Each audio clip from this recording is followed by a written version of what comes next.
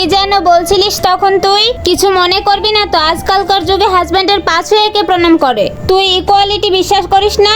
মানে আজকালকার যুগে ছেলে মেয়ে দুজনেই তো ইকুয়াল, তাহলে হাজবেন্ডের পাশ হয়ে প্রণাম করার কি আছে? তাছাড়া এভাবে চললে তো তোর হাজবেন্ডের ভাব বেড়ে যাবে। ও আমার হাজবেন্ড, ওর সাথে এমন ব্যবহার কি করে করতে পারি? যদি আমি ওকে সম্মান করি তাহলে ও তো আমাকে সম্মান করবে। তাই বলে তুই আর পায়ে পড়ে থাকবি নাকি? জানিস আমার হাজবেন্ড সবসময় আমার আগে পিছে ঘুরে বেড়ায়। আমি আমার কন্ট্রোলে রেখেছি, তুইও না তোর হাজবেন্ডকে ঠিক এভাবে কন্ট্রোল কর। আমি আমার হাজবেন্ডকে একদমই সম্মান করি না। তুই এটা কি ধরনের কথা বলছিস? ও আমার হাজবেন্ড আর আমি ওর সাথে এই ধরনের ব্যবহার কখনোই করতে পারবো না। তাই বলে মাথায় তুলে রাখবে নাকি? আর এমনি তো আমি যদি আমার হাজবেন্ডের সাথে এই ধরনের ব্যবহার করে আমার মাথায় উঠে বসবে। কি ভ্যালু থাকবে? আমি আমার নিজের ভ্যালু নষ্ট করতে চাই না।